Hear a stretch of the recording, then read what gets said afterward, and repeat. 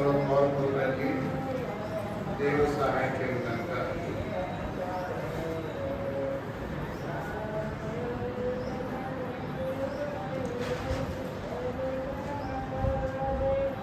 వాకి జ్ఞానం చేస్తుందమ్మా. ఏదో ఎప్పుడో ఒకసారి వస్తారు, ఏదో చెప్తూ ఉంటారు, వెళ్ళిపోతూ ఉంటారు అని అనుకోవద్దు. ఏం చెప్పినా మనం కుటుంబ సభ్యులు గుర్తుపెట్టుకుంటాం. ఎవరు మనంతా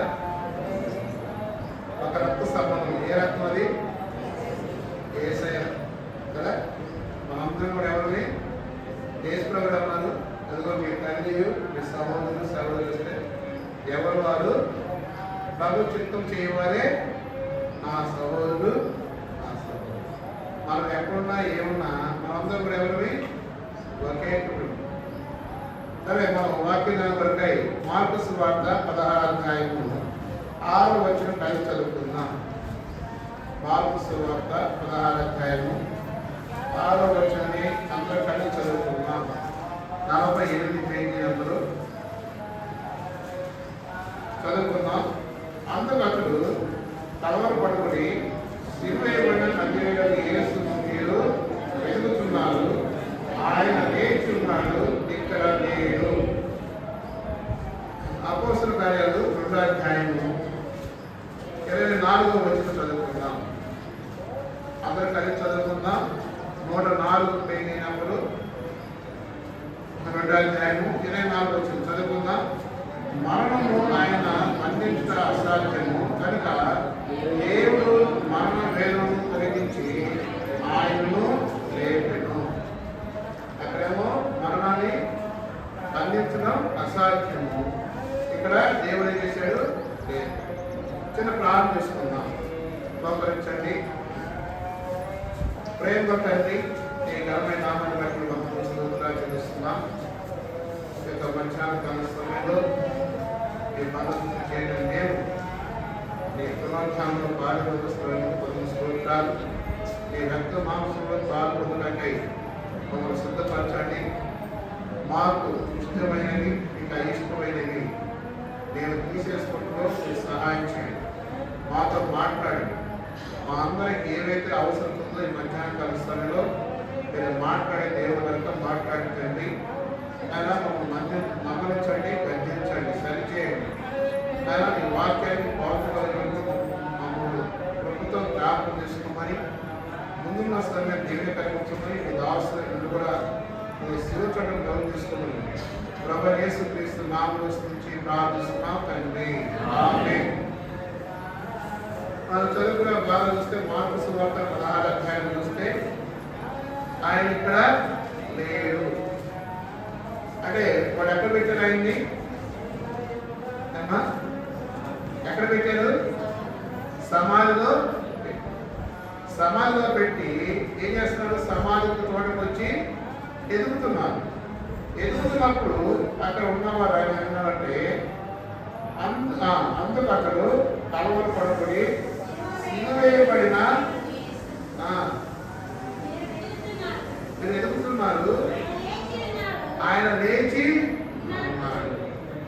ఆయన ప్రభు అయిన యేసుక్రీస్తు వారిని మరణాన్ని బంధించడం అసాధ్యం. ఆయన ఏం చేశాడు? మరణాన్ని మింగివేశాడు కదా. మనం కూడా ప్రభు అయిన యేసుక్రీస్తు వారిని వెతకాల్సిన రీతిలో వెతకాలి. ఆయన మనం చెప్పుకుంటూ వచ్చాం. ఆయన ముందుగానే చెప్పాడు, ఏమన్నాడు? పెద్దల చేతను, ప్రధాన చేతను, ఈదుల చేత నాకు హింసలు వస్తాయి, నన్ను కొరడాలతో కొడతారు, నన్ను దూషిస్తారు కదా, నన్ను సిలువ వేస్తారు, నన్ను సమాధిలో పెడతారు, నేను 3వ దినాన్న తిరిగి వేస్తానని చెప్పిన ప్రభు యేసుక్రీస్తు వారు చెప్పిన మాటలు వారు ఎక్కడ ఎదగాలి కదా? సమాధిలో కాదు. ప్రభు లేచున్నానని వారు ప్రభు వైపు ఆకాశం వైపు చూడాల్సిన వ్యక్తులు ఏం చేస్తున్నారంటే మరిచిపోయి ఏం చేస్తున్నారు? సమాధి తోటికి వచ్చి ఎదుగుతూ ఉన్నారు. మరి మనము ప్రభు అయిన యేసుక్రీస్తు వారిని ఎలా ఎదుగుతున్నాం? ఆయన ఎక్కువ ఎలా ఉన్నారు? ఆత్మతోనూ సత్యంతో పూర్ణ హృదయము ఎందుకంటే ఆత్మ ఇచ్చింది ఎవరు? ప్రభు. ప్రాణం ఇచ్చింది ఎవరు? ఇచ్చారు? అమ్మ మన ఇచ్చారట. ప్రభు వారు ఇచ్చారు. అంటే మనకు కలిగిన ఏది కూడా అవయవం అన్నీ కూడా మన ప్రభు అని యేసుక్రీస్తు వారు మన అన్ని కూడా చక్కపరచారు. అయితే మన మునుపటి ఆదాము వల్లే ఉండి మన పాపములకు దాసులైనప్పుడు ప్రభు అని యేసుక్రీస్తు వారి లోకానికి వచ్చి, అందుకనే లోకాసు వార్త 9:10 అన్నాడు, నశించిన దాన్ని వెతికి రక్షించడానికి మనిషి కుమారుడు ఈ లోకమునకు. అంటే మనం నశించిపోయాము, పనికి మాలిన వారిగా అయిపోయాము, దిక్కు లేని వారిగా అయిపోయాము, నిరీక్షణ లేని వారిగా అయిపోయాము. అలాంటి వారిని ఓదార్చడానికి ఈ లోకంలో ఎవరు కూడా లేరు. కానీ ప్రభువైన యేసుక్రీస్తు వారు ఈ లోకానికి వచ్చి ఏం చేశాడు? లేఖనాల ప్రకారమైన కలవరి శిలువలో ప్రాణం పెట్టి ఆ రక్తం ద్వారా మన పాపములను కడిగి సమాధి చేయబడి 3వ దినాన లేచాడు. ఆయన సమాధి కాదు. రండి యోహాను సువార్త 20వ అధ్యాయం చూస్తే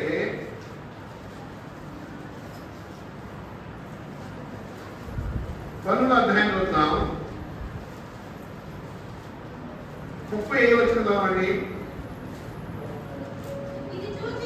ఇది చూచిన వాడు సాక్ష్యం ఇస్తున్నాడు, అతని సాక్ష్యము సత్యమే, మీరు నమ్మునట్లు సత్యమును చెప్పుచున్నాడని ఆయన ఎరుగును. ఈ సాక్ష్యం అనేది సత్యం. ప్రభువైన యేసుక్రీస్తు వారు కలుగు చేసిన ఎంత సత్యమో, ఆయన లోకానికి వచ్చి మరణించి సమాధి చేయబడి తిరిగి లేచి ఆదోరుడై తిరిగి రానున్నది కూడా సత్యం. అయితే కింద చూస్తే చదవండి 36. అతని ఎముకలో ఒకటేమో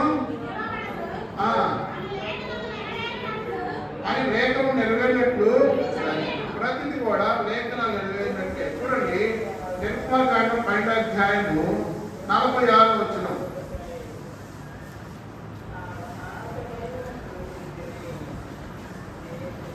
12:46.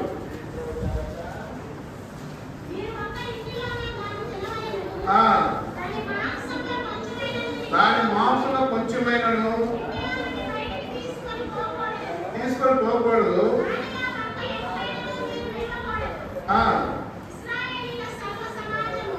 ఇశ్రాయేలు ఈ పండుగను చెప్తాడు 46లో, మీరు ఒక ఇంట్లోనే దాన్ని తినమను, దాని మాంసంలో కొంచెమైనా ఇంటిలోని బయటికి తీసుకొని పోకూడదు, దాని ఒక ఎముకైనా. ప్రభువైన యేసుక్రీస్తు వారు ఆయన లేత గింజబడి ఈ లోకానికి వచ్చారు. లేతగా వచ్చి ఆయన ఎముకలు ఒకటైనా. తర్వాత ఏంటంటాడు, ఒకే ఇంట్లో దాన్ని తినము. మనం ఎవరిని ఒకే ఇంట్లో ఉన్నారు, ఆ ఇల్లే ప్రభువైన మనం ఒకే పనిలో చేస్తాం. అంటే దాన్ని ఏం చూపిస్తుంది? మనందరం కూడా ఒకటే. కుల భేదం లేదు, మత భాష భేదం లేదు, భాష భేదం లేదు, ఆస్తులు అంతస్తులు భేదం లేదు. రాజుకి పరిపాలన ఒక్కడే. ఆ రాజు కింద మనం ఉండగలిగితే క్షేమంగా ఉంటాం. చూడండి సంఖ్యాకాండం 9:12.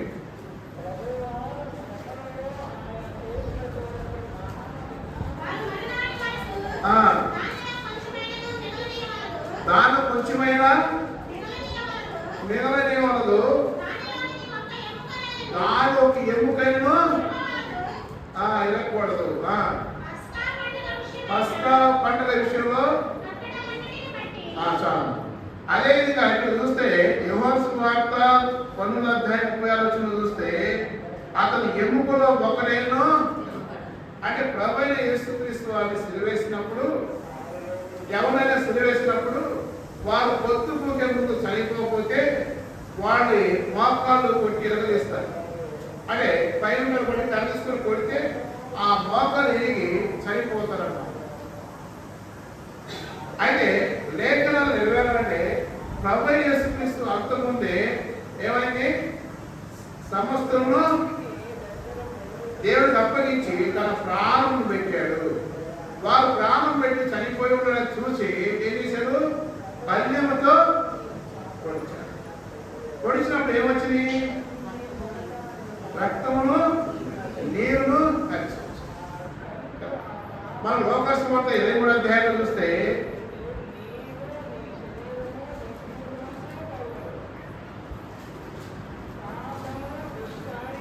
అధ్యాయము 44 వచ్చిన చదవండి. ఆయన వేదపడి మరింత ఆతృతముగా ప్రార్థన చేయగా ఆయన చెమట నేల పడుతున్న గొప్ప రక్త బిందు వల్లే ఆయన ఏముందట? ఆయన తోటలోకి వెళ్ళి ప్రార్థన చేస్తున్నప్పుడు ప్రభువైన యేసుక్రీస్తు వారిని ఏ విధంగా సిలువేస్తున్నారు, ఏ విధంగా తీసుకెళ్తారు, కొరడాలతో కొడుతున్నారు, మేఘంతో కొడతారు, ముసుగేసి గుద్దారు, గట్టును పెరిగారు, దుమ్ము వేశారు, ఇవన్నీ కూడా ఆ తోటలో ప్రార్థన చేస్తున్నప్పుడు ప్రభు యేసుక్రీస్తు స్త్రీలను కనపడిన మొత్తం కూడా శ్రమంతా కూడా కనపడుతున్నప్పుడు ఆయన ఏమైనా ఏమైనా రక్తము బిందు వల్లే ఆయన చెమట రక్తంగా అంటే ప్రభు యేసుక్రీస్తు వారు సంపూర్ణమైన దేవుడు, సంపూర్ణమైన మనుషుడు. ఇప్పుడు మనుషుడు శరీరంలో ఉన్నాడు కాబట్టి ఆ శ్రమను అనుభవించడానికి ఏం చేస్తున్నాడు? ప్రార్థన చేస్తున్నాడు. అందుకే దేవా నీ చిత్తమైన ఈ గిన్నె నా యొద్ద నుంచి తొలగించు, అయినను అంటే ఈ గిన్నెని దేహాన్ని అంటే ఈ శ్రమని నేను తట్టుకోలేనేమో, నీ చిత్తమైన తొలగించు, అయినను నీ చిత్తము సిద్ధించునుగా. అంటే ఈ మాట ఈ లోక సువార్త కూడా రాశాడు. అంటే అక్కడ అగ్నితో పొడిచినప్పుడు రక్తమును నీరు వచ్చినాయి. ఇక్కడ నీరు రక్త బిందు వల్లే అంటే ఆయన ఎంత ఒత్తిడికి లోనయ్యాడు. దేని కొరకి? నిన్ను నన్ను విడిపించడం కొరకు. ఆయన పొందిన శ్రమంలో, ఆయన పొందిన అవమానంలో ఒక్కటి కూడా మనం పొందితే మనం ఉండలేదు.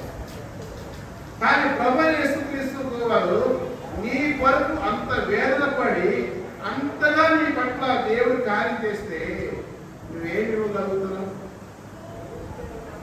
ఏమి ఇవ్వగలుగుతున్నావు దేవుడికి? ఆయన ఏమడిగాడు? కుమారుడా కుమార్తె నీ హృదయము నా కిమ్ము దాన్ని శుభ్రం చేస్తాను అన్నాడు. అంతే ఆయన అడిగింది. ఆయన అంతే అడిగింది. మనసావాసం అయితే డబ్బులు కూడా ఇవ్వదు. నేను ఫస్ట్ అప్పుడు విరాక మందిరం కూడా కట్ల పూలు పాకని నిజంగా ఫస్ట్ నేనన్నా దైవజన జాన్సన్ గారు అన్నారు, ఎవరైతే యేసు ప్రభువును నమ్ముకుంటారో వారు కానుకలు వేయండి, నమ్మని వారు కానుకలు వేయతాను. అంటే అప్పుడు మాకు అంత అవగాహన లేదు, చిన్నపిల్లలని ఫస్ట్ టైం విన్నా. తర్వాత ఈ మధ్యకాలంలో దేవంతో కాన్ఫరెన్స్ జరిగినప్పుడు ఆదివారం కూడా నేను వెళ్ళాను. ఆదివారం అందరూ సంఘస్థులు ఏం చేస్తారు? ఎక్కడో వెళ్ళిపోతారు శనివారం. మళ్ళా అందరూ చెప్పాడు జాన్సన్ ఏమన్నారు? ఎవరైతే యేసు ప్రభువును అంగీకరించారో వారు మాత్రమే కానుకలు వేయండి, మిగతా వారు వేయద్దు, మీకు ఆశీర్వాదం ఉండదన్నమాట. దాదాపు ఒక వంతేసే కానుకలు అయితే అంటే అంత బయట అంత అట్నే ఉంచున్నారు. కానీ ఈ దినాలు ఏమన్నారు? ఫోన్పే చేయొచ్చు, స్కాన్ చేయొచ్చు కదా. తెండి తెండి తెండి తెండి మీరు సంపాదించండి, మాకు పోయండి, మేము సూటు బూట్ వేసుకొని ఏసీలు ఉన్నకు సరదాగా తిరుగుతూ ఉంటాం. సేవకుడు సేవ చెయ్యాలి,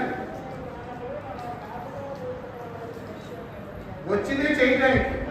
కానీ ఈ జనాలు ఎలా ఉన్నాయి? విలాసమైన జీవితాన్ని జీవిస్తున్నారు. దాని భక్సింగ్ గారు కొంతమంది వేరే దేశం నుంచి వచ్చి ఆయన రూమ్ చూసి భక్సింగ్ గారు అంటే ఎంతో విలాసమైన జీవితం జీవిస్తూ ఉంటాడు, ఆయన మంచి కారులో తిరుగుతూ ఉంటాడు. చూసినప్పుడు వాళ్ళు వచ్చినప్పుడు విదేశీ వ్యవస్థలు ఆయన చిన్న రూమ్ చూసి, ఆయన చిన్న మంచంలో నీరు చేసి పెద్దలిపోయారంట. ఇంత గొప్పది చేయాలంటే ఇంత సింపుల్గా జీవిస్తున్నాడా? అంటే దైవజన భక్సింగ్ గారి యొక్క విధానం ఏంటంటే సిలువేయబడిన యేసుక్రీస్తు వారిని ప్రకటించడమే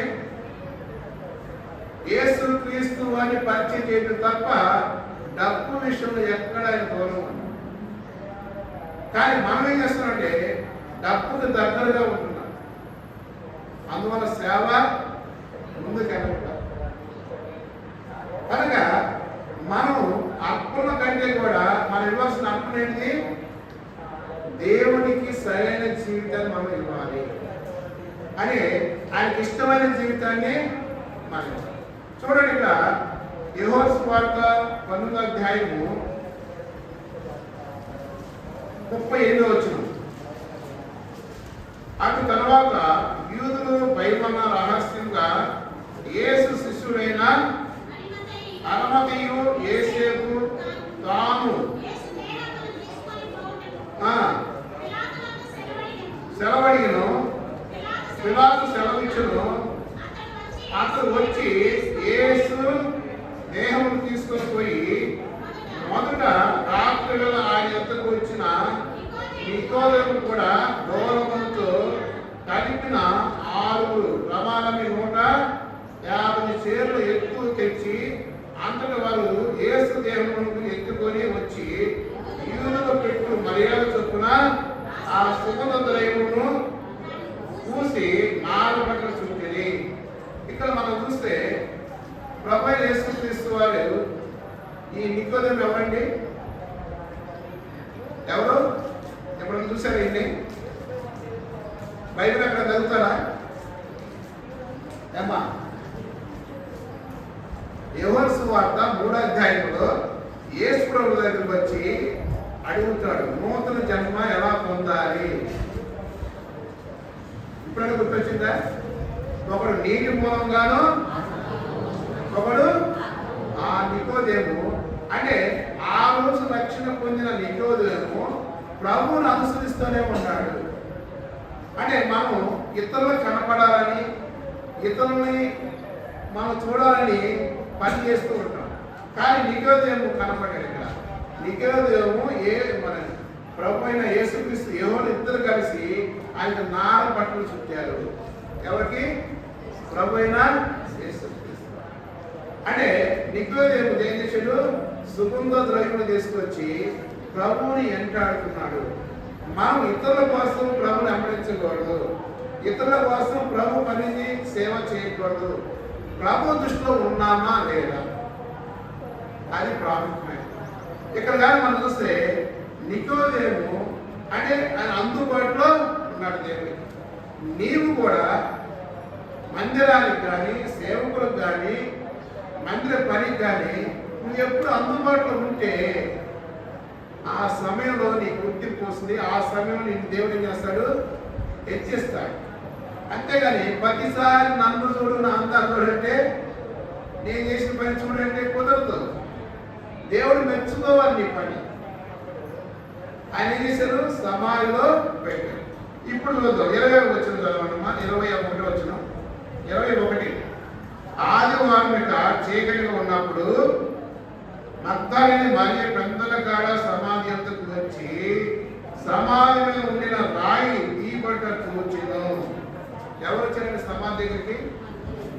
మగ్దలేని పెద్దల కాడ. అంటే సుమారు 3-4 గంటల సమయంలో స్త్రీ బయటకు వచ్చిందా?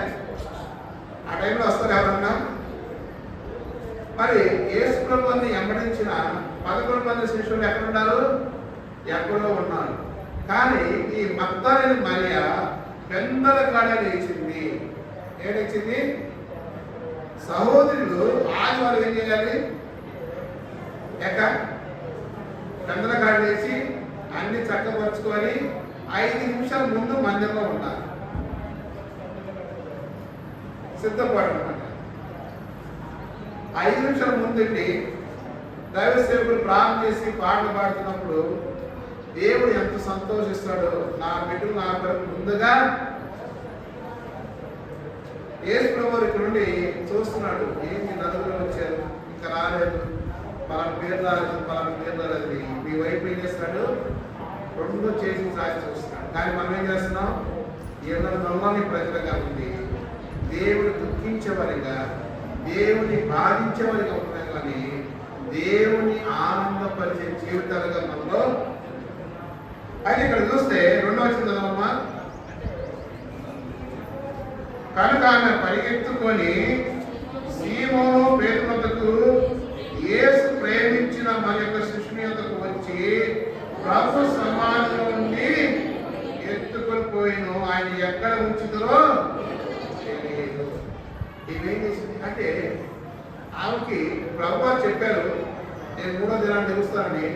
మరి చదువులేకో మరి ఆట మనిషో ఏదో తెలియక మర్చిపోయి ప్రభుని ఏం చేస్తుంది, ఎదుగుతుంది. ఎనకటి వాళ్ళలో ఎంత శ్రద్ధ అయింది, అక్కడ సమాజంలో లేరని తెలిసి మళ్ళా ఏం చేసింది, ఎలా అయింది ఏక చెప్పాలక్క, ఎలా అయింది, పరిగెత్తుకుంటా. గమనించాలి, పరిగెత్తుకుంటే ఏంటి, సీమోను పేతురుకి యేసు ప్రేమించిన శిష్యుడు ఎవరు, ఏది చూస్తారా పక్కన చెప్పలే, పేరు తెలియదు మీకు. ఎట్లా ఉంటుందంటే, మీరు కొత్తగా వచ్చి వాక్యం ఉన్నట్టు ఉంటుందే కానీ ఒక సీనియర్లుగా రోజు వాక్యం విని చక్క క్వశ్చన్ చెప్పడం కానీ మాట్లాడడం కానీ ఉంటున్నా. ఎందుకని మేము ఇంట్లోకి వచ్చాం, నువ్వు చెప్పడానికి వచ్చావు, నువ్వు చెప్పింది చెప్పుని పో, అంతేనా? పరిగెత్తుకుంటూ వెళ్ళి ఏం చేసింది, యేసు ప్రభువు అక్కడ లేడు. ఓ పేతురా పేతురా, ఎవరా ఎవరా, రండి రండి, యేసు ప్రభువుని ఎవరు ఎత్తుకుపోయారయ్యా అని గోల చేస్తుంది, విలపిస్తుంది. వాళ్ళ కాలు చేయాలి, ఇట్లా ఆడవాళ్ళ చేసేది. ఏదైనా వచ్చినా, కోపం వచ్చినా తట్టుకోలేం, ప్రేమ వచ్చినా తట్టుకోలేం. ఎందుకంటే నేను కూడా ఒక భార్యకి భర్త కాబట్టి చెప్తాను. మనం కూడా చేర్పించారు, ఎంత ఆనందం ఉందో, ఏం చెప్తుందో మస్తు తెగ చెప్తుంది. అర్థమైంది అంటే భార్యని సంతోష పెడితే వాళ్ళు ఎంత ఆనందం ఉంటారు. అదే ఎక్కువగా భార్య సంతోష పెడతాకే ఇష్టపడతారు. అయితే పరిగెత్తుకుంటూ వచ్చి ఏం చేసింది తర్వాత చూడండి, 3వ వచనం, హుషారుగా ఉండాలి మీరు. కాబట్టి పేతురు బయలుదేరి వచ్చి వారిద్దరు కూడి పరిగెత్తుకుంటుండగా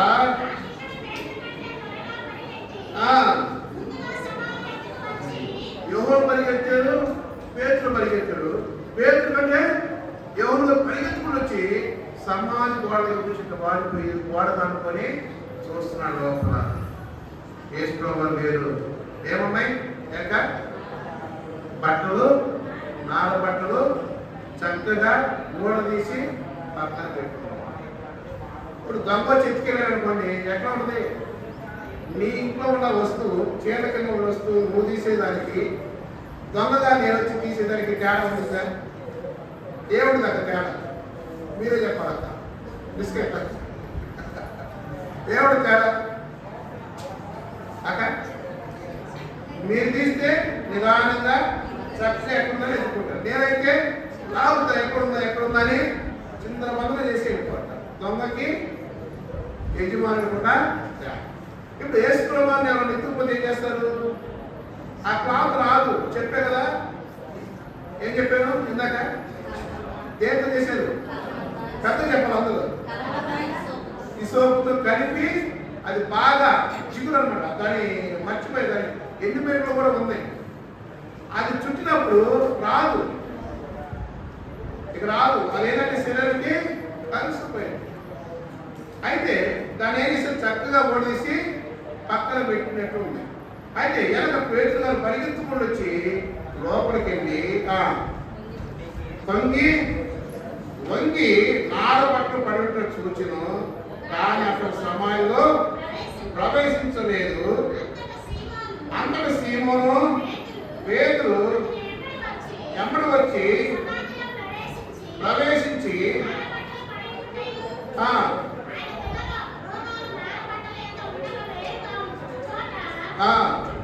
వేరుగా ఒక చోట చుట్టి పెట్టి ముందేట చూచారు. చూడండి, అంటే ఎవరో వచ్చి చక్కగా ఓడదీసి దాన్ని చుట్టి వైనంగా పక్కన పెట్టుకుంది. అంటే ఎవరు వచ్చారు,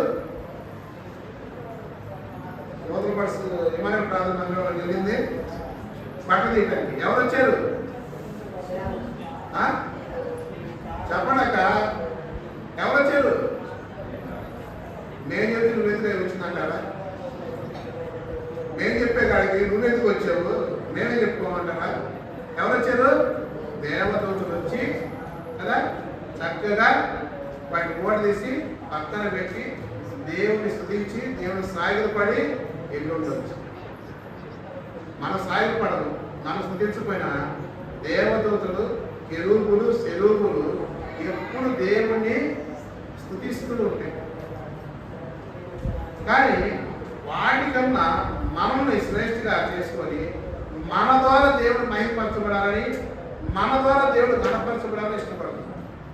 అయితే ఇక్కడ చూస్తే సమాధిలో ప్రవేశించి నాలుగు పడి ఉండగా ఆయన తల రుమాలు నాలుగు పట్టలను ఉండక వేరుగా ఒక చోట చుట్టి పెట్టిన చూచిను.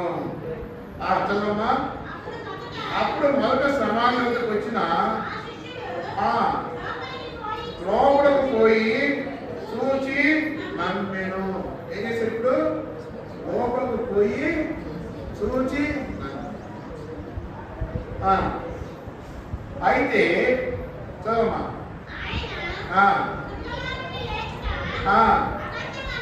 అగత్మని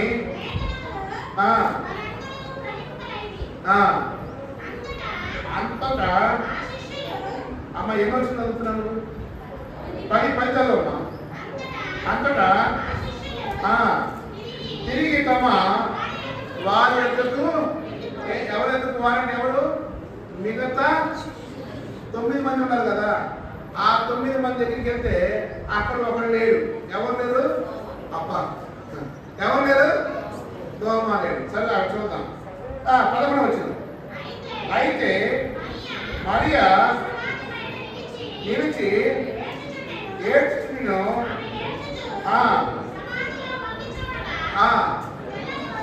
తెల్లని వస్త్రములు ధరించిన 2 దేవదూతలు స్థలములో తల వైపులను అయితే మరి ఏం చేస్తుందంటే వాళ్ళిద్దరేమో మిగతా వాళ్ళు 9 మంది ఎదుకెళ్ళారు. ఈమె ఎక్కడ ఉంది? అక్కడే ఉంది. ఏం చేస్తుంది? ప్రభువుని ఎదుగుతుంది. అంటే ప్రభువుని ప్రేమించింది కాబట్టి అక్కడే ఉంది. ఇప్పుడు ఆమె కూడా అంత మాత్రం ఉందనుకోండి, ఏం చేసింది? వాళ్ళు వెళ్ళారు, ఇంకా నాకెందుకు అని వారి కంటే ముందే చాలు. కానీ తప్పు లేని స్త్రీగా, ఏదొచ్చినా భుజాన్ని వేసుకునే స్త్రీ, ఏదొచ్చినా నిలబడే స్త్రీ, యేసు ప్రభువుని వెంబడించిన చోట ఎక్కువగా స్త్రీలే ఉంటారు. ఆయన చూపిస్తే గ్రహించాలి. ఎక్కువగా ఎవరున్నారు? స్త్రీలే ఉన్నారు. అంటే ఎక్కడైనా చూడండి, 5 రొట్టెలు 2 చేపలు పోయించినప్పుడు ఎవరు ఎక్కువ ఉన్నారు? స్త్రీలు. అంటే ఇంచుమించు పురుషులు 5,000 మంది అంటే మిగతాడంతా కూడా స్త్రీలు పురుషులు. అంటే స్త్రీలు గారి నిలబడి నడుము కట్టగలిగితే దేవుడి పని ఎంత చేయగలరు. నేను చూచాను, ఎంత కాదు చూచాను. అంటే ఆ తపన మనలో ఉండాలి. దేవుడి కోసం నిలబడాలి. ఒకవేళ భర్త ఇష్టం లేదు, కొడుతున్నాడా? కొమ్మటం కొట్టాడు, 2 సార్లు కొడతాడు, 3వసారి 80 రూపాయలు భయపడుతున్నాం. అంటే భక్తి అనేది సహనము, ఓర్పు, నేర్పుండాలి. అందుకని ప్రభువు ఏమన్నాడు? మిమ్మల్ని తోడల మధ్య పంపించినట్టు మిమ్మల్ని పంపిస్తున్నాను, మీరు పాము వల్లే వివేకం కలిగి ఉండాలి. తర్వాత పాము వల్లే నిష్కలంకంగా ఉండాలి. అంటే ఈ లోకం మనం అంటకుండా ఉండాలి, వారికి ఎదుటి వారికి మనం చిక్కకుండా వివేకం కలిగి పనిచేయాలి. ఆ వివేకం లేకపోవడం వల్లే ఇన్ని గొడవల కారణం. ఇన్ని గొడవల కారణం ఏంటంటే వివేకం లేకుండా ఏదో బైబిల్ ఆ తెలుసు సంకలం పెట్టుకొని ఏంటి వాడు ఎదురు కూర్చొని అందులో చేసుకోవాలి అన్నాడు. మిమ్మల్ని బట్టే కదా అన్ని జనుల మధ్య నా నామానికి. ఇప్పుడు నిన్ను బట్టి అక్కడ మిమ్మల్ని అనే కడ నీ పేరు రాసుకో, నా పేరు రాసుకుంటా. ప్రసాద్ నిన్ను బట్టే కదా అన్ని జనుల మధ్య నా నామాన్ని ఘోషణ వస్తుంది, అక్కడ నీ పేరు నా పేరు రాసినట్టు ఏంటి పరిస్థితి? అంటే మనం ఘనత తెప్పని పడలేదు కానీ ఘనహీనంగా పద్ధకూడదు. అంటే దేవుడికి మనం ఏం తేవాలి? ఘనత తేవాలి. అయితే ఈ స్త్రీ చూస్తే ఇక్కడ ఏం చేస్తుంది? 11 వచ్చిన అమ్మా అడగగా ఆమె చూడండి ఏమంటది? ఎవరు నీరు? నా ప్రభు, నా రక్షకుడు, నా విమోచకుడు, నా ప్రాణదాత, నన్ను నిర్మించిన వాడు, నా కొరకు శిలువలో ప్రాణం పెట్టి నా కొరకు వేదన పడిన దేవుడు నా దేవుడు అనే అనుభవం ప్రతి ఒక్కరిలో ఉంటుంది. నా అనుకున్నప్పుడు ఏముంటుంది? ఏమవుతుందమ్మా? నాదేమో ఏమైందక్క? ఇది నాది కాదు అది పడేసా, అది నీదైతే చెప్పకు చెప్తుంది. నీదైతే జాగ్రత్త, అవునా? నాది కానప్పుడు అది పడేస్తాను, నీదైనప్పుడు ఏం చేస్తుందాన్ని ఎత్తుకుతావు, ఎక్కడికి తీసుకొని దాన్ని దులుపుకొని చక్కగా పక్కన మైనింగ్గా పెట్టుకుంటావు. అంటే ప్రభు నా ప్రభు అయినప్పుడు, నా దేవుడు అయినప్పుడు, నా రాజు అయినప్పుడు మనం ఏం చేయాలి? ఏం చేయాలి చెప్పలే?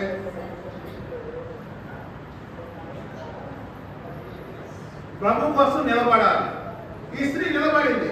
చూద్దాం ముందుగా చాలా విషయాలు ఉన్నాయి. చదవండి అమ్మ 14.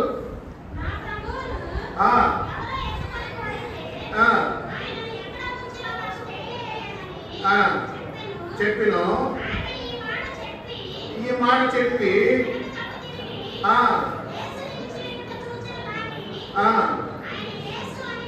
గుర్తుపట్టాల యేసుని గుర్తుపట్టే వరకు ఉండాలి. ఒక బాలు స్వరాన్ని గుర్తుపట్టాడు ఎవరు? కదా. ప్రభువా నీ దాసులు, ప్రభువా నీ దాసురాలు ఆలపిస్తున్న మాట్లాడు ప్రభువా. నువ్వు కానీ నన్ను ప్రార్థన చేస్తే ఆయన మాట్లాడే దేవుడు, ఆయన మాట్లాడే దేవుడు, ఆయన మౌనం ఉండే దేవుడు కాదు. కను నుండి చూడకయు, నోరు నుండి మాట్లాడకయు, చెవు నుండి ఎనకయు, కను నుండి చూడకయు, గొంతు నుండి మాట్లాడకయు, చేతి నుండి కళ్ళకయు, కాలు నుండి నడవలేని బొమ్మ కాదు ఆయన. ఏం చేస్తున్న 115 కీర్తనలు ఉంది. మీ చేతితో మీరు చేస్తున్న బొమ్మలకి మీరు నమస్కారం చేస్తున్నారు. అంటే దేనైతే మనం సృష్టించామో దాన్ని పూజిస్తున్నాము. సృష్టికర్తను మన సృష్టికర్తను కలిగి ఉన్నాం. మనని ఎంత ధన్యమే. ఇక్కడ చూడండి 14 వచ్చింది, 15 వచ్చింది చదువుతారా? యేసు అమ్మా అమ్మా, చూడండి ఎంతో చక్కగా సంబోధిస్తున్నాడు. అమ్మా అంటే దేవుడు మనల్ని ఒక్కోసారి పరీక్షిస్తూ ఉంటాడు. ఈమె అప్పుడే కనపరచుకోవచ్చు దేవుడు. ఈమె ఎంతవరకు నిలబడింది, ఎంతవరకు విశ్వాసం నా కోసం కూర్చున్నది, ఎంతవరకు తోటలో ఉండగలుగుతుంది దేవుడు పరీక్షిస్తూ ఉంటాడు. ఆ పరీక్షను ఏం చేయాలి? మనం నెగ్గాలి. అయితే మనమైతే వాడు ఏం చేశారు? ఇద్దరు శిష్యులు ఏం చేశారు? తురున ఎగిపోయారు. ఏ మట్టి కనిపెట్టుకున్నాం. మనం అందరం కూడా దేవుని సన్నిధిలో కనిపెట్టిన వారిగా ఉండాలి, కానీ ఎండిపోయే వారు మనం ఏం చేస్తాం? ప్రార్థన చేస్తుంటాం, నిరీక్షణ కలిగి ఉంటాం. దేవుడిచ్చే సమయానికి మనం వేసిస్తాం. ఓ 1-2 నెలలు ఉపవాసం ఉంటారు, ప్రార్థన చేస్తారు, దేవుడి సన్నిధి కనిపెడుతూ ఉంటారు. ఇక మనకు అవసరము దేవుడు ఇవ్వబోతున్న సమయాన్ని మనం ఏం చేస్తున్నాం? కావాలన్నమాట. అంటే ఉన్నసేపు ఉంటాము, ఇచ్చే సమయంలో మన దేవుడి నుంచి దూరం అవుతాం. తర్వాత చదవండి అమ్మా. అమ్మా ఏడుచున్నావు, ఎవరిని ఎదుగుతున్నావు అడగగా తోటను అనుకొని అయ్యా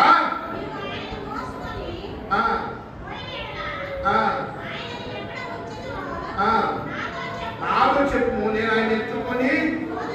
ఇక్కడ అంటాడు తెలియదా ఎవరిని ఎదుగుతున్నాము? తెలుసు కదా. అంటే ప్రతిదీ కూడా మన నోటి నుంచి చెప్పించాలని ఆశపడతాడు దేవుడు. అంటే ఒక చిన్న పిల్లోడు మాట వచ్చి రాని పిల్లోడు మాట్లాడుతుంది ఎంత ముద్దు పడుతుంది మనకి, ఇంకా కదిలించి వాళ్ళు మాట్లాడిస్తాం. ఎందుకు? వినాలి. ఆ మాటలు ముద్దుగా ఉన్నాయి. మన ప్రార్థనలు కూడా ముద్దుగా ఉంటే వచ్చి రాని ప్రార్థన ఇంట్లో దేవుడు ఇష్టపడుతూ ఉంటాడు. ఇష్టపడి నా పిల్లలు వాళ్ళని ప్రార్థన చేస్తున్నాను ఎందుకోసారి అమ్మా ఆయన ఆరాధిస్తానికి ఇష్టపడుతున్నాడు. అయితే మనం ఏం చేస్తున్నాం? బయట బట్టలు కనపడుతుంది, అటు అడుగులు కనపడుతుంది, ఇటు వాయువులు కనపడుతుంది. ఈ మూడు కనపడుతుంటే ప్రార్థన చేయగలుగుతామా? అంటే కనపడితే ఏం చేస్తున్నాం? అంటే ప్రార్థన ఉంటామే కానీ మనకు చుట్టూన్న పనులు గుర్తు వస్తున్నాయి.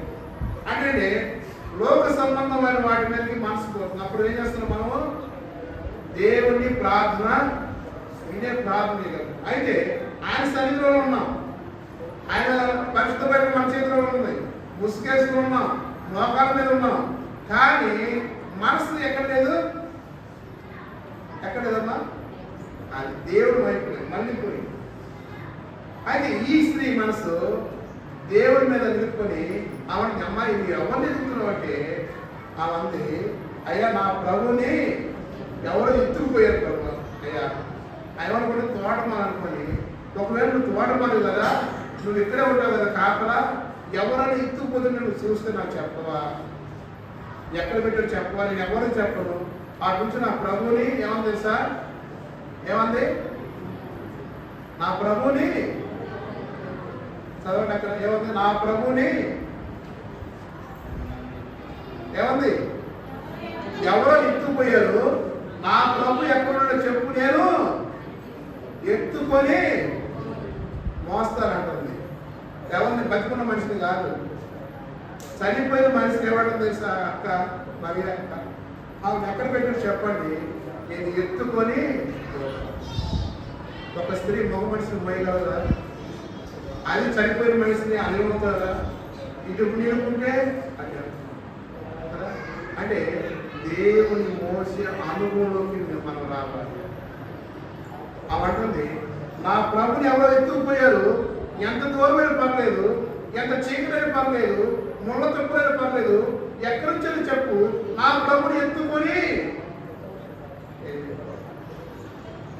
ఎంత ఆశ స్త్రీ!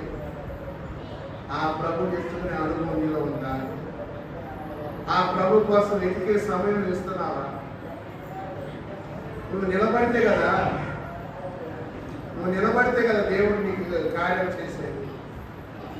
ఇప్పుడు మన సమరయం చూస్తాం, జనసమూహం ఉన్నారు, ఎంతో డబ్బులు ఎవరికి వచ్చింది, ఉన్నదంతా ఖర్చు చేసుకునేది, ఎంతో మంది డాక్టర్ల దగ్గర తిరిగి, ఎంతో మాంత్రికుల దగ్గరికి వెళ్ళి ఉండొచ్చు, ఎంతో మంది కలిసి ఉండొచ్చు, కానీ యేసు ప్రభువు చేసింది వింతే. ఇది ఆ విశ్వాసం శంగు ముట్టిన ఎప్పుడైతే ప్రభు యేసు క్రీస్తులో జనసమూహంలోకి వెళ్తున్నాయో ఆ శంగు పట్టుకుంది. ఆ విశ్వాసం చేసింది స్వస్థపడి యేసు ప్రభావం ఆయనతో చెల్లిపోయి, ఆయన తెలీదా ఎవరు ఉంటుందో తెలీదా? ఆమె తలపు రాగానే యేసు తెలుసు. ఆమె వచ్చింది, ఇక్కడ నుంచునింది, నా శంగు ముట్టుకునింది, నాలో ప్రభావం వెళ్ళిపోయింది, ఆమెకు స్వస్థ వచ్చింది. ప్రభు తెలీదా?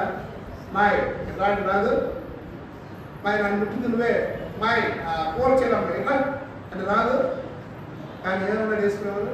నన్ను ముట్టింది అంటే ఆమె చేత చెప్పించాలి, నీ చేత మాట్లాడించాలని దేవుడు ఇష్టపడతాడండి. మనం ఏం చేస్తున్నాం?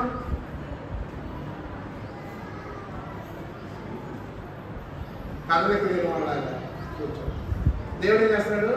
నీ చేత మాట్లాడించాలి, నిన్ను అనేకుడికి జీవనకరంగా, మేలుకరంగా, ఆశ్చర్యకరంగా నిన్ను ఉంచాలని మధ్య కలసాలను దేవుడు ఇష్టపడుతుంటే మనం ఏం చేస్తున్నాం? చూడండి, గౌరవిస్తాను. చదవమ్మా 16. ఆమెను చూచి మరియాని పిలిచెను, తిరిగి ఎవ్రీ భాషతో ప్రభువుని అని పిలిచెను. ఆ మాటకు బోధపడినట్టు యేసు ఆమెతో వెళ్ళిపోలేదు కనుక నన్ను ముట్టవద్దు. అయితే ఆ సోదరుడికి వెళ్ళి నీ తండ్రియు నా దేవుడు నీ దేవుడు చెప్పాను. ఇప్పుడు ఏం చేస్తున్నాడు? వెళ్ళి సువార్త చెయ్యి. నా దేవుడు నీ దేవుడు, నా ప్రభు నీ ప్రభు. ముందు ఇప్పుడు యేసు వారు ఆయన అడగాల్సింటే ఇక్కడి నుంచి అక్కడ వెళ్ళిపోతాడు. ఆయన ఏమన్నాడు? నీ వెళ్ళి వారికి చెప్పు, సువార్త చెయ్యి.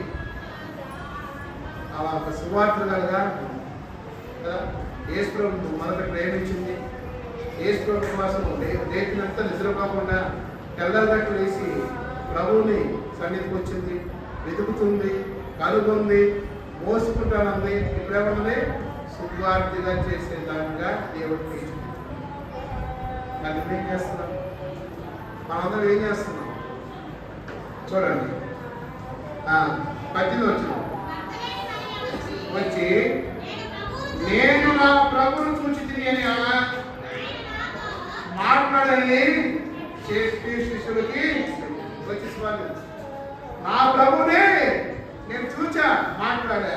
ఎంత సంతోషం ఉందయ్యా అనుకో. నీకు నీ ప్రభుతో మాట్లాడే అనుభవం ఉందా?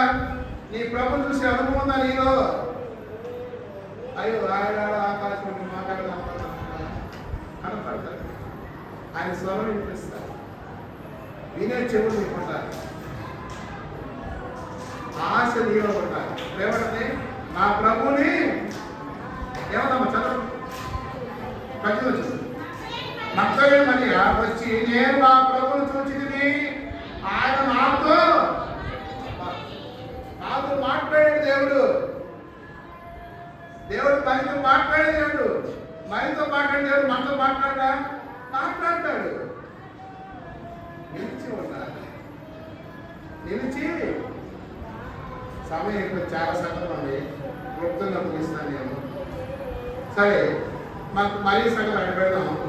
ఇక్కడ చూద్దాం. 20 వచ్చింది. 19 కాబట్టి ఆదివారం సాయంకాలం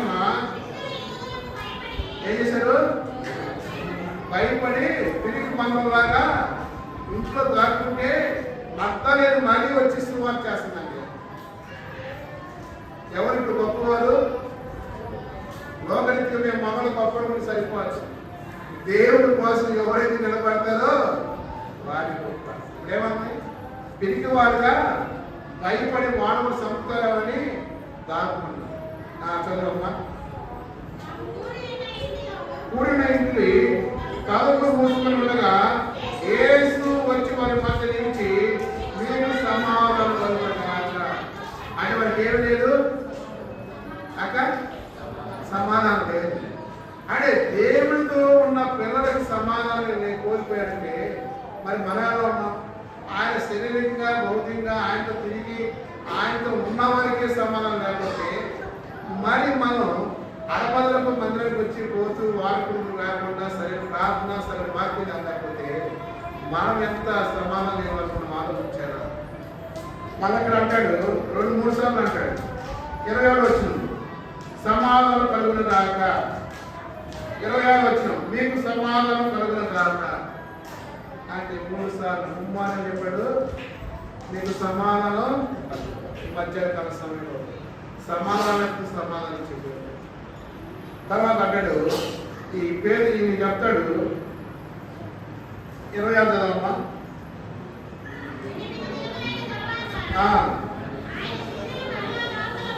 ఉన్నప్పుడు ఉండిను నీకు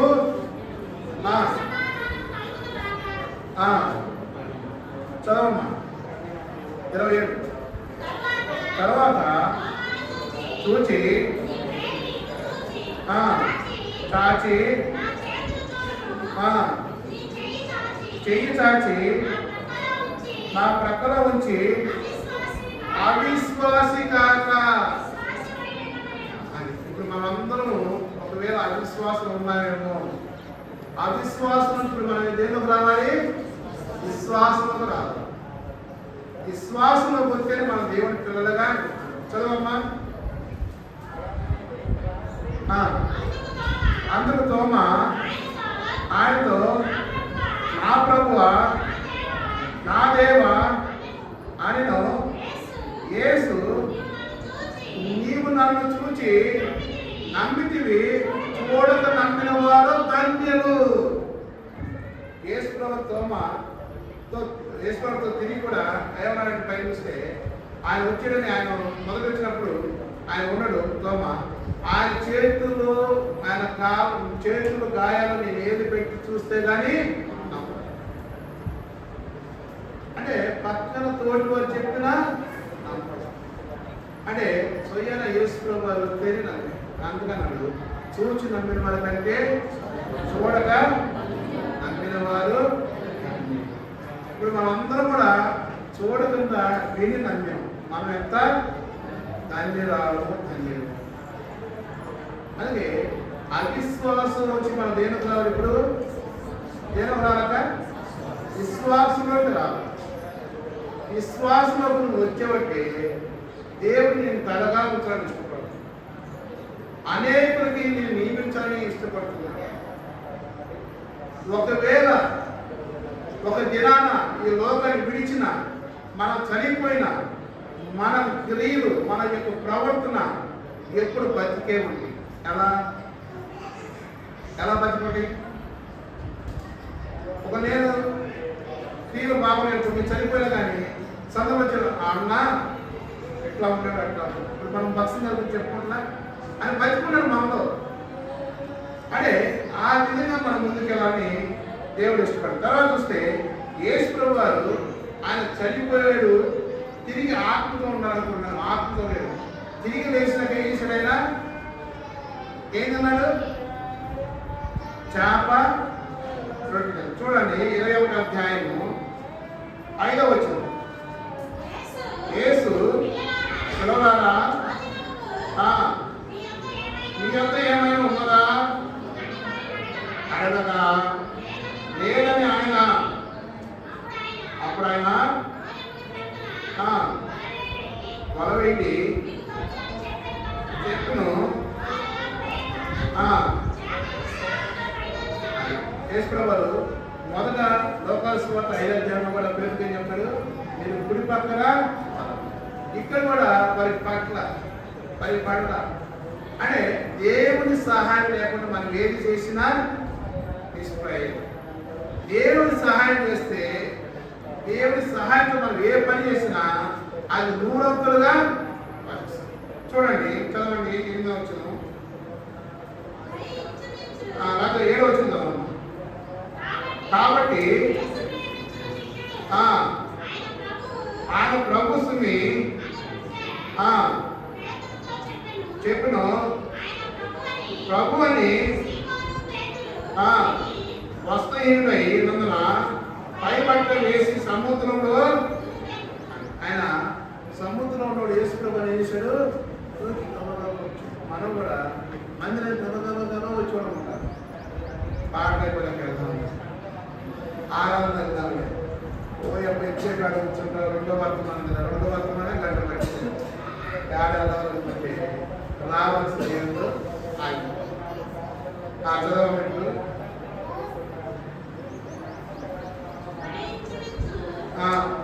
పది చదవమ్మా. కాబట్టి 10 యేసుని ఇప్పుడు పట్టిన చేపలు కొన్ని తీసుకొని రండి. వాళ్ళు చెప్పగా సీమోను పేతురు ధోని ఎక్కి వలలు తగిన కరెక్ట్గా లెక్కతో కూడా చెప్పారు 153 గొప్ప చేపలు. అంటే అన్నిటి కూడా లెక్కింపబడిన దేవుడైనా నీ జీవితంలో కూడా గొప్ప కార్యం చేయించుకుంటున్నాడు. నీకు అనిపించాలందా? ఆ మధ్యలో మరియలాగా జీవితం ఉండాలి. తర్వాత గబగబా మందిరానికి వచ్చేవాళ్ళు ఉండాలి. దేవుని మోసుకుపోయే వారు ఉండాలి. దేవుని ఎక్కేవారు ఉండాలి. దేవుని కనుగొనే వారికి ఉండాలి. దేవుని స్వరాన్ని నేను ఏమంది? నేను దేవుడు చూశాను, నాతో మాట్లాడాను. దేవుడు నీతో మాట్లాడేది చెప్తుంటే ఈరోజు మాకు ఎట్లా ఉండదు? చక్కగా దేవుడు దర్శించాడు. నేను ఇంకోసారి చెప్పుకుంటూ ఉంటాను, పలానా అక్కతో దేవుడు మాట్లాడాడు. ఇప్పుడు చదవమ్మా 12. పెగలేదు.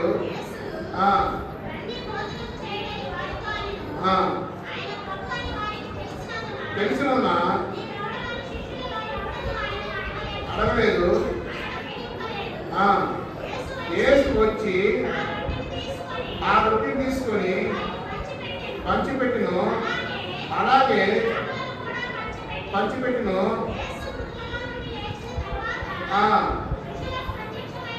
ఇది 3వసారి.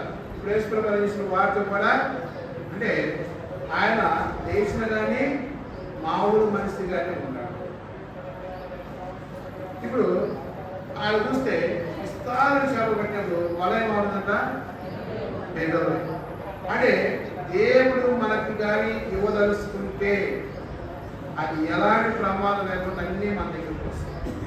అందుకని దావీదు చక్కమన్నాడు, లోకం ఇచ్చే గిన్నె కాలిపోతుందంట. అంటే నువ్వు ఎంత పోసినా అదే ప్రభు ఇచ్చే గిన్నె నిండి పొర్లుస్తున్నాడు. అంటే దేవుని ఆశ ఆ దేవుని ఎక్కడ ఉంది. నువ్వు ఎంత చేతం చేసిన చినిపోయిన సంచులో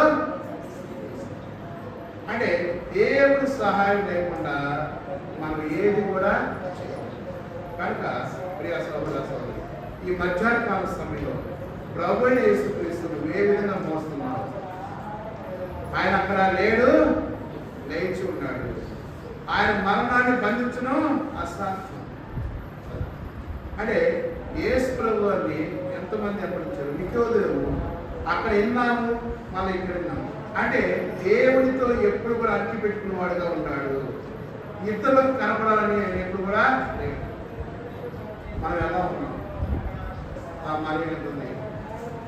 అయ్యా ఎవరైనా మోసుకు చెప్పు, నేను ఎత్తుకుపోక నేను మోస్తా నా ప్రభువుని అని అంటే, నా ప్రభు నేను చూచాను, నాతో మాట్లాడే అనుభవం ఉంది.